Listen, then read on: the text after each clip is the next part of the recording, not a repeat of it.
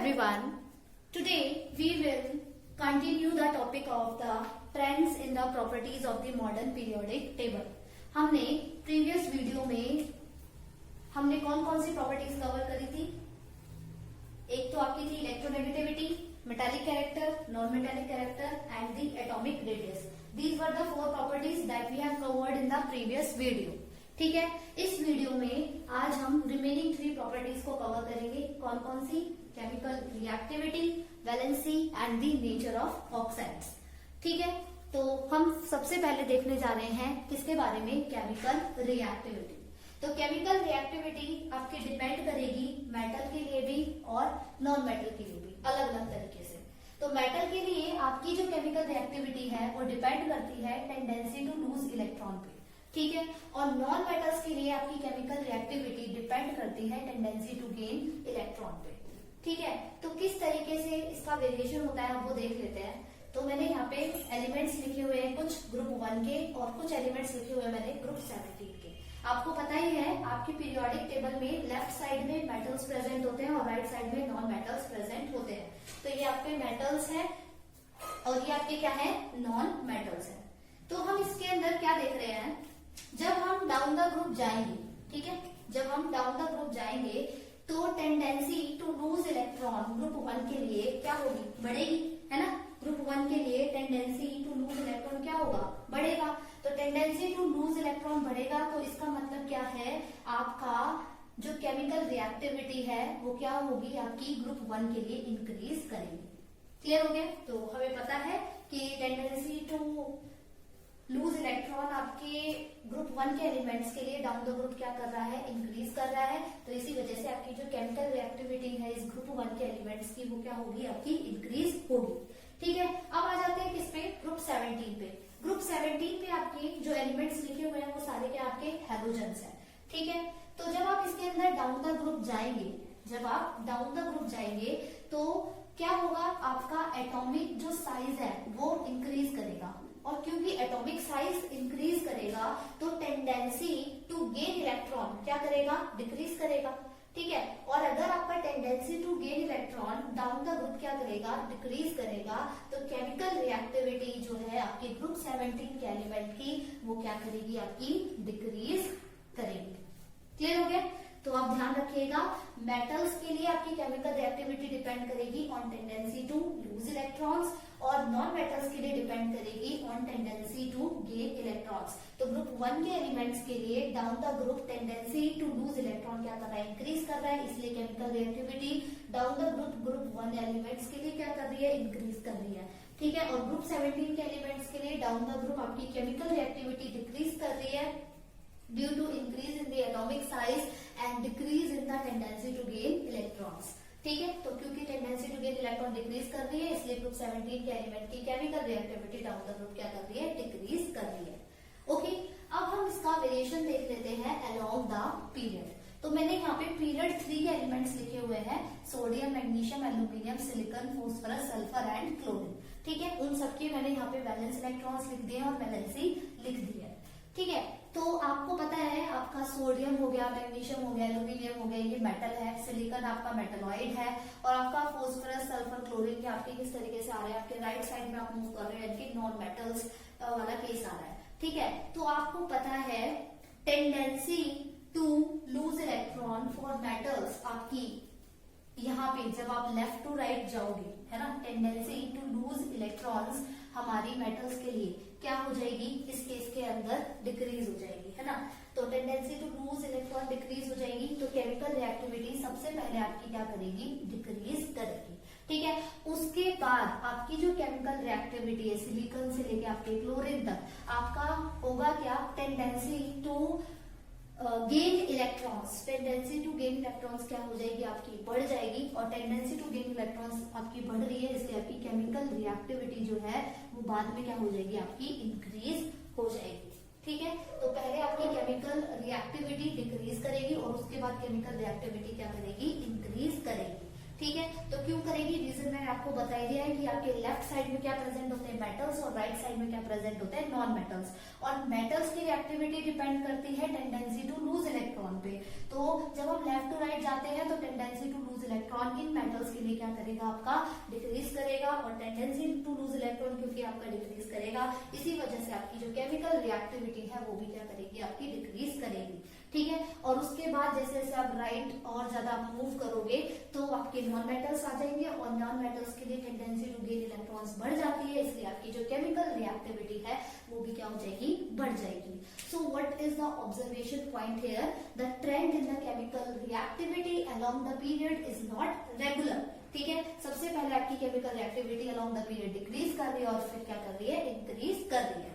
ठीक है, तो ये था आपका केमिकल रिएक्टिविटी का variation down the group and along the period. हमारी जो नेक्स्ट प्रॉपर्टी है वो क्या है, आपकी वैलेंसी। वैलेंसी क्या होती है, the combining capacity of an element to complete its octet is known as the valency. मतलब किसी भी एलिमेंट की वो कैपेसिटी जिससे वो अपना ऑक्टेट को कंप्लीट कर सकता है, उसी को हम क्या कहते हैं, वैलेंसी बोलते हैं।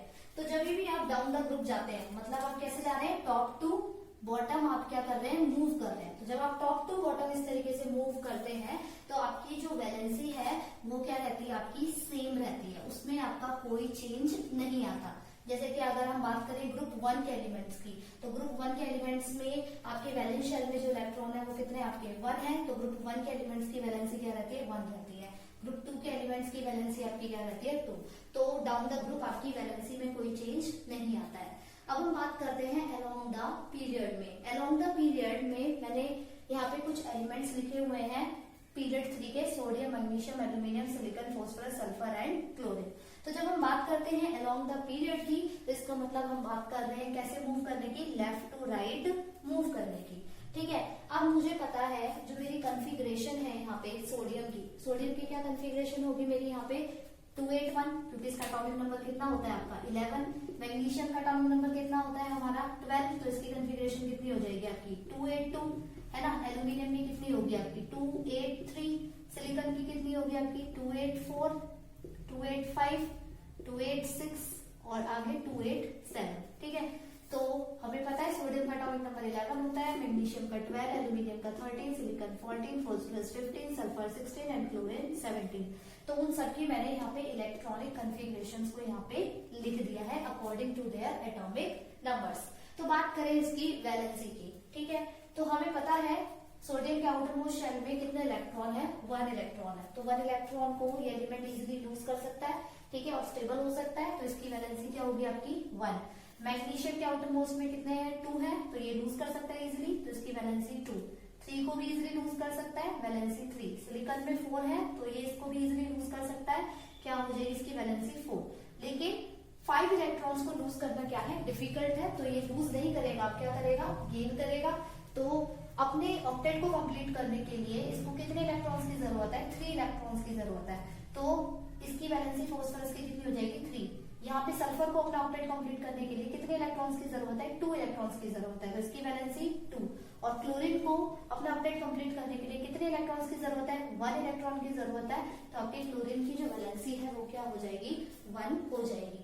तो आप क्या देख रहे हो, आपकी पहले तो आपकी वैलेंसी क्या कर रही है, इंक्रीज कर रही है जब आप ऐसे मूव कर रहे हो, और उसके बाद आपकी जो वैलेंसी है यहाँ से क्या कर रही है, आपकी कंटिन्यूअसली डिक्रीज कर रही है। ठीक है, तो आपने क्या ऑब्जर्व किया, अलोंग द पीरियड जो आपका वैलेंसी का ट्रेंड है इट इज नॉट रेगुलर।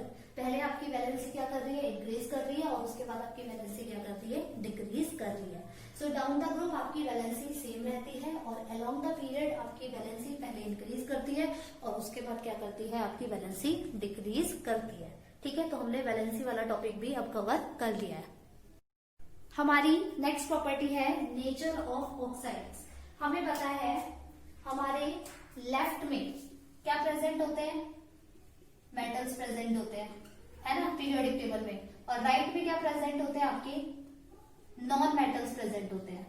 ठीक है, तो हमारे जो मेटल्स होते हैं वो कैसा ऑक्साइड फॉर्म करते हैं, मेटल्स का जो ऑक्साइड होता है वो कैसा होता है आपका बेसिक। ठीक है, मेटेलिक जो ऑक्साइड होता है आपका वो उसका नेचर क्या होता है, आपका बेसिक होता है। ठीक है। और नॉन मेटालिक जो ऑक्साइड होता है आपका, उसका नेचर कैसा होता है आपका एसिडिक। ठीक है। तो मेटल्स कैसा ऑक्साइड फॉर्म करते हैं, बेसिक, और नॉन मेटल्स कैसा ऑक्साइड फॉर्म करते हैं, एसिडिक ऑक्साइड को फॉर्म करते हैं। तो जब भी हम अलोंग द पीरियड जाते हैं, मतलब कि हम लेफ्ट टू राइट जब हम किसी पीरियड में मूव करते हैं, तो हमें पता है हमारे लेफ्ट में क्या है, मेटल्स है, और राइट में क्या है आपके नॉन मेटल्स है। ठीक है। तो जब आप लेफ्ट टू राइट जाओगे तो कौन सा कैरेक्टर बढ़ेगा, एसिडिक कैरेक्टर बढ़ेगा या बेसिक कैरेक्टर बढ़ेगा। ऑब्वियस सी बात है, हमारे राइट में क्या प्रेजेंट है, नॉन मेटल्स प्रेजेंट है। नॉन मेटल्स का ऑक्साइड क्या होता है, एसिडिक होता है। इसीलिए अलोंग द पीरियड आपका एसिडिक ऑक्साइड कैरेक्टर जो है वो क्या करेगा, इंक्रीज करेगा जब आप लेफ्ट टू राइट मूव करोगे। ठीक है। और अगर आप राइट टू लेफ्ट मूव करोगे, राइट टू लेफ्ट मूव करोगे, तो आपके पता है आपके यहाँ पे कौन से वाले एलिमेंट्स प्रेजेंट होते हैं, मेटल्स प्रेजेंट होते हैं। तो मेटल्स का ऑक्साइड कैसा होता है, बेसिक। तो राइट टू लेफ्ट आपका बेसिक कैरेक्टर, बेसिक ऑक्साइड जो कैरेक्टर है वो क्या करेगा, आपका इंक्रीज करेगा। तो left to right acidic oxide character increase करता है, और right to left basic oxide character जो है वो क्या करता है, इंक्रीज करता है।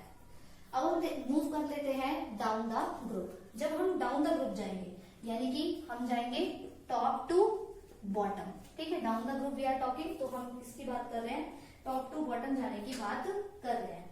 तो जब आप टॉप टू बॉटम जाओगे, ठीक है, जब आप टॉप टू बॉटम जाओगे तो आपका बेसिक ऑक्साइड का कैरेक्टर